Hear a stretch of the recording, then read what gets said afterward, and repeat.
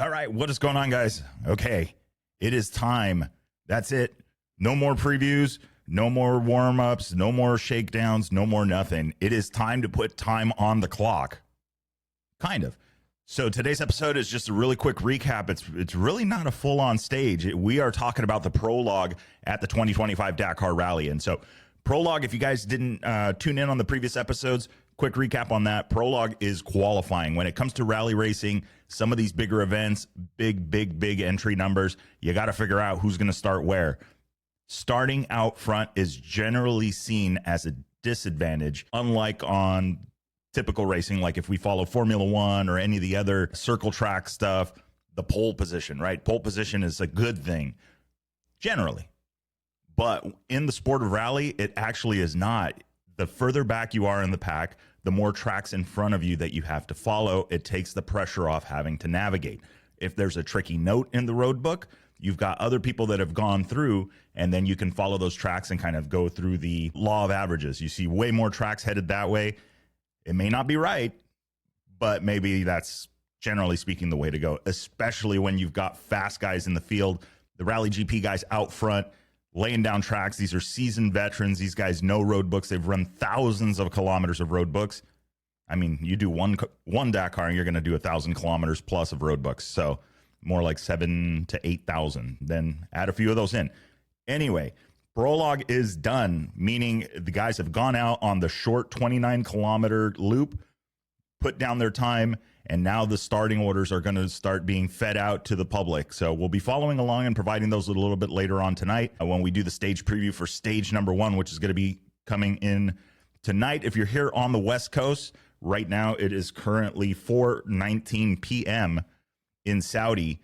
They are going to get ready to end their day, go to sleep, and when we get home tonight from work here on the West Coast, we're going to be looking at the stage preview. So these guys are going to be waking up, getting ready, doing their stretches, all of their morning routine, and then time to put the first day on the clock for the 2025 Dakar Rally. So let's get to the results. We'll get through this really quickly. Thankfully, with the shorter stage, we were able to get both the cars and the bikes in the same one. So taking a look here, running the Dakar app on the iPad here, give us a little bit more information. So again, short stage for this one. Daniel Sanders is going to be laying down the fastest time on the Red Bull KTM team.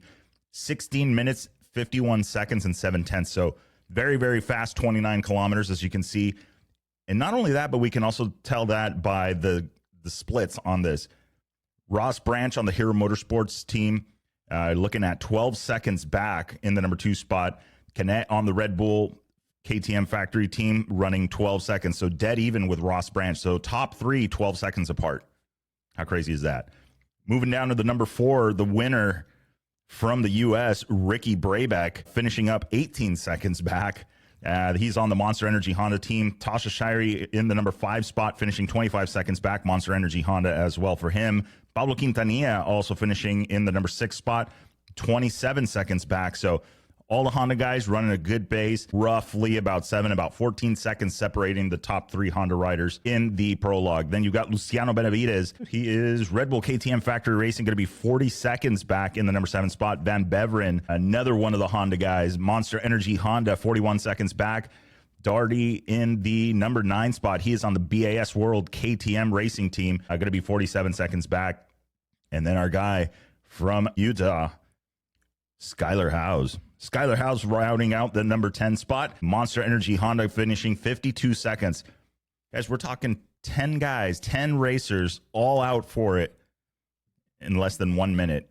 But the clock will reset. So none of these times will carry over into, none of the times as the messages start pouring in, none of these times are going to carry over into the actual stage times. If they are not doing it, they have done in the past where they will do like multipliers. They'll do some stuff. I haven't heard of that yet. So we'll keep it simple. We're going to assume this time around that they're not going to put those in. But if they do, there's going to be some stuff that they do to try and get rid of that Dakar swing. Some multiplier stage times. They've done some stuff in the past where they will multiply the time by 1, 2, 3, 4, 5, whatever it is, and then add that time to the prologue or to the total time for it. So a little confusing on that one. It's sometimes not very, very clear, but we'll find out more about that. If they are going to do that, I will let you guys know tonight on tonight's episode. So definitely want to stick around for that. From there, let's go over to the number 11 spot. We've got Bueller on the Hero Motorsports team. Teammate to Ross Branch. He's 1 minute flat back. He's in the number 11 spot. Michek and the Orion Moto Racing Group finishing 101 back. Bradley Cox, BAS World KTM Racing Team. So interesting enough, I thought Bradley was going to get his ride with KTM this year, but it looks like they went with Canet instead. So from Spain. So very interesting rookie tag for Canet on this in the number 3 spot, which is, I guess that's a impressive showing for your first time out, right? At least for the Dakar side of things. So I'm sure he's ran other rally raids. Mason Klein finishing 14th on the Cove factory racing bike, finishing 1 minute and 4 seconds back. So that's nothing. 1 minute, 4 seconds back is nothing. Not much time at all, especially in the sport of rally. Very, very easy. You can make that up in a single waypoint. So you need big gaps on here if you want to feel safe about what your position is. And that's just, it is how it is. We've seen it multiple times across the years that they're going into the last stage under a minute apart with mass starts, inverted starts, all sorts of different things. It's not over until literally the last stage, and it can all go away. So very, very treacherous, again, with an average of 399 miles that these guys are going to be racing per day. Obviously, some days shorter, some days longer. But that is a lot of miles, and it is very, very easy to give, gain, lose, or stay the same as far as the time goes. So let's finish this up here. We'll get you guys down the road, and we'll be getting ready for tonight's episode here. Let's see here. Gonsalves, Tobias Ebster, 16th. Santolino, 15th on the Sherco. Tobias Ebster in 16th on the BAS World KTM Racing Team. Gonsalves on the Sherco Rally Factory Team, finishing 17th. Then we've got Stefan Svitko, the Slalnov Rally Team, 18th. Jacob Argybright in the number 19 spot. RS Moto Honda Rally Team. Now, 1 minute and 30 seconds. That's, again, we're talking about, I mean, we're splitting hairs here.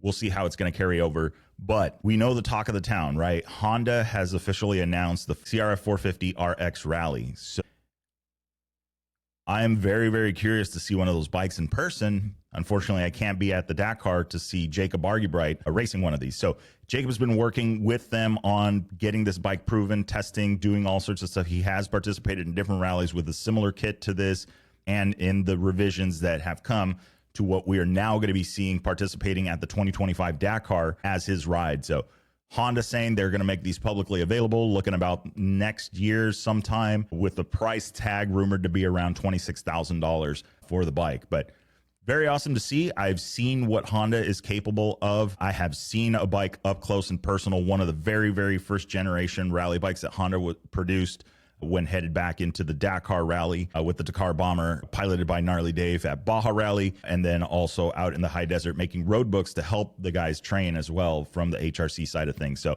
very awesome to see that bike, all the little trick things that can go into it. And not only that, but when you think about Honda building a bike, they get to cherry pick stuff. So I think I've already spotted that they're using the work suspension on it, obviously. So all the coatings, all the fancy stuff on it, very, very nice. Kropovich exhaust, very well thought out, very well put together. Clear tanks. I mean, these guys obviously know what they're doing. They nailed it right from the get-go. So I'm looking forward to seeing more about that bike here in the near future, maybe get some more snapshots for you and all that. Maybe we'll do a quick review on that as the information divulges a little bit or comes out. So that is where we are at right now. Jacob Argybright finishing 19th. Going to run on down the list. Kevin Benavidez in the number 24 spot. Let's take another look here. Niels Therick, the other Cove factory racing bike, in 31st. Here we go. Nacho Cornejo in the number 36 spot. So again, these times and these finishing positions, you know, like for instance, Nacho, if they're going 36 deep, he's going to be the 36th to start. He's got a lot of tracks in front of him for stage number 1. And then you get into further down the road, you're going to get into stage number 2, the 48-hour chrono stage. So that is also going to put some interesting stuff right up front. So if you guys heard the interview with Mason Klein that we did just the other day, talking about how that chrono stage is so long and it is an opportunity, especially if starting further back, for you to make up some time, especially having 2 days worth, not having to basically reset the clock halfway through the stage. Very interesting. We'll talk more about that. We'll do something separate just specifically on the chrono stage as that hits. Again, that's going to be stage number 2 at the 2025 Dakar Rally. So definitely want to stay tuned for that one. All right, let's run on down here. We are looking for, let's see, Willem Avenant, one of our own with the Decoding Dakar. Saw it this morning. He was a little bit further back, right around the 120th position. I mean, there's a ton of bikes at the Dakar. So, but that is typical. It is not an easy feat to get into the Dakar, especially when you're racing a bike. So hats off to Willem for making that lifelong dream happen. There he is, 124, only finishing 9 minutes back. 9 minutes difference between him and the top guy. Again, that is nothing. In Baja Rally, based on penalties, all you have to do is open a waypoint, and that lead is gone. So very, very interesting how this plays out. We'll see a little bit more here as the day progresses. But anyway, that right now is our moto side of things. Let's hop on over to the SSV guys. This is the UTV class. Brock Hager and Max Eddy laying down the time with 17 minutes and 40 seconds. So they are officially your prologue stage winners, I guess you could say. Gonzalez Ferrioli on the number 2 spot, Xavier de Sautré in the number 3 spot. And let's just quick heritage thing. Sebastian Loeb Racing, no stranger to the Dakar Rally, no stranger to putting a car together. And don't you even dare put this guy in a rally car on a asphalt gravel stage. You will never see him again. This guy is absolutely fast. He is an absolute animal behind the wheel, and it is really awesome to see he's now got his own Dakar effort, his own Dakar team that he's doing with and not driving on the SSV side of it. So very awesome to see that. Sarah Price laying down a number 4 on the Can-Am factory team, 25 seconds back. Very, very nice. Very impressive. I mean, Rutro, right? We've got 2 American teams that have been training here out at Sonora Rally, have had experience with none other than Darren Skilton, one of the creator and organizers of the Sonora Rally here in North America. Very, very epic thing. Again, Darren, no stranger to being behind the wheel, no stranger to being at the Dakar, understands it. The event has even made it to a road to Dakar, where they will help fast track and give away an entry into the Dakar Rally. So very, very awesome.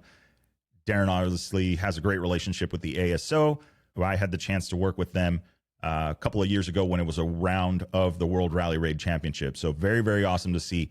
Very awesome to see the workings of the ASO when it comes to an event and what they're doing. So let's continue on down. We got to get through this episode and we got to get going because, well, this isn't the 9 to 5 yet. So, all right, let's take a look here. We're going to keep on going down. We've got a lot of guys here. South Racing making up a pretty big contingent here. I'd be interesting to hear how many cars they actually have at this event. I've heard rumors of 1 to 2 year waiting list just to get in, even if you could sign a check for it today.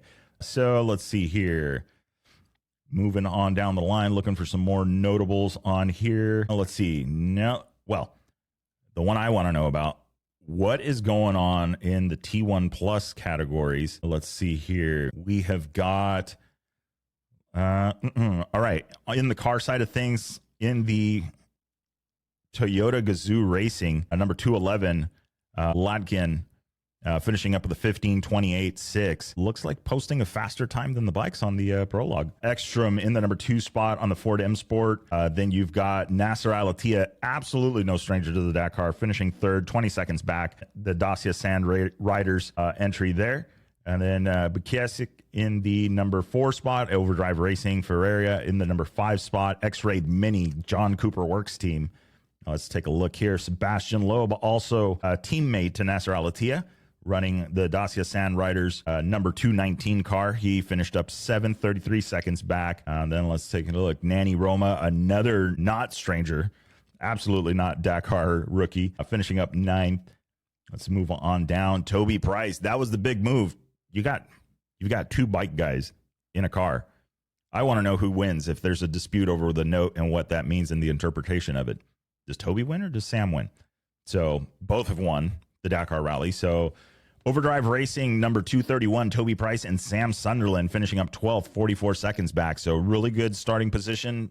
Not too far down the pack, but he's going to have some definite fast guy tracks to follow. Not too worried about following tracks because obviously Toby and Sam Sunderland both very, very capable navigators. So I'm sure it'll be a good ride for these guys. So let's take a look here as we continue to go down. Nanny Roma, Toby Price, Sam Sunderland, Seth Quintero, Toyota Gazoo Racing. Seth Quintero racing UTVs just not that long ago. And here we are at the Dakar running the equivalent of the trophy trucks for Baja Racing. Very well done. So Seth Quintero finishing up 15th. Toyota Gazoo Racing in the number 204 car. 50 seconds back. Again, I mean, you could throw a blanket over these guys just 1 minute apart. So very awesome to see that one there. Mitch Guthrie and Kellen Walsh in the Ford M Sport car, 19th back, 107. So, or 19th spot, 107 back. So very well done there. And again, in a very competitive class. I mean, all of these guys are very, very fast. No slouches. These trucks are absolutely fast. I don't know if you could classify them all as trucks, but Carlos Sainz, again, another guy in a rally car you don't want to mess with. Carlos Sainz Jr., Formula One driver, different disciplines. I believe even done 24 Hours Le Mans and a few different races as well. Carlos Sainz, no stranger to sending a car, finishing up 25th, 1 minute and 14 seconds back. So very well done there. He's also in the Ford M Sport side of things. So Ford putting a lot of effort into this year's Dakar Rally in the vehicle entries. Let's take a look here. Going on down a little bit further, see who else we've got on the list. Very well done. So that's pretty much our guys here. So SSV, we've got the cars, we've got the bikes all done. Original by Motul. So I'll take a quick second on that one. Let's just see who we've got on here. Manuel Lucchesi, 10th on the Team Rebel X. If you guys are not familiar with Rebel X, they make a bunch of rad motorcycle builds, motorcycle products, fairings, things like that. So very well-known brand. If you haven't checked it out, you definitely want to check it out. But it's good to see him actually out at the Dakar Rally, getting some road books in. No stranger to building a bike, so very, very capable as a mechanic. This suits him very well. And then again, hey, road book racing in Europe is a thing. Not as popular as it is here, but over there it is. So he should feel right at home on this one. Let's take a look here. We've gone through the list. Not bad. We got 25 entries for the original by Motul category. So again, these guys are I don't know. What did I say? The real ones, the real competitor. I don't know. This goes all the way back. Original by Motuls. This goes all the way back to the Malimoto category, formerly known as Malimoto. Now it's the Originals by Motul category. Either way, it's kind of the same, as they are living out of two boxes. They have the ASO transport their stuff around. They've got a certain set of rules. They are their team. They don't have a physio coach. They don't have a mechanic. They don't have anything really assisting them. This is a tip of the hat going back to the Dakar Rally of old. So very awesome to see this. This year, they did introduce something new where they are no longer allowed to farm out getting their tires done. So one of the biggest pain we all know, mounting mooses, especially when you do a moose for some of these rally bikes, generally speaking, you're running an oversized moose on it because you need it to last the day. That way there's a little less friction, which makes it that much more of a pain in the butt to get it done. So these guys are now having to do their own throughout the rally. So very interesting. And also, if you haven't checked it out, there was a question on the YouTube channel about, well, how many tires do these guys get? So check out the YouTube shorts. You'll see what the answer is to that one and some of the tire strategy on it. So definitely want to check that out. But with that being said, it is time.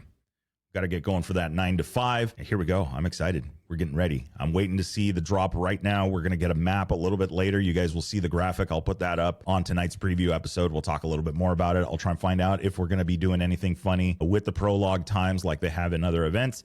So it'll be interesting to see in that one. So anyway, guys, questions, comments, concerns, any of that fun stuff, drop it down below. If you're watching this on YouTube, if you're watching this on Spotify, you can comment on that as well.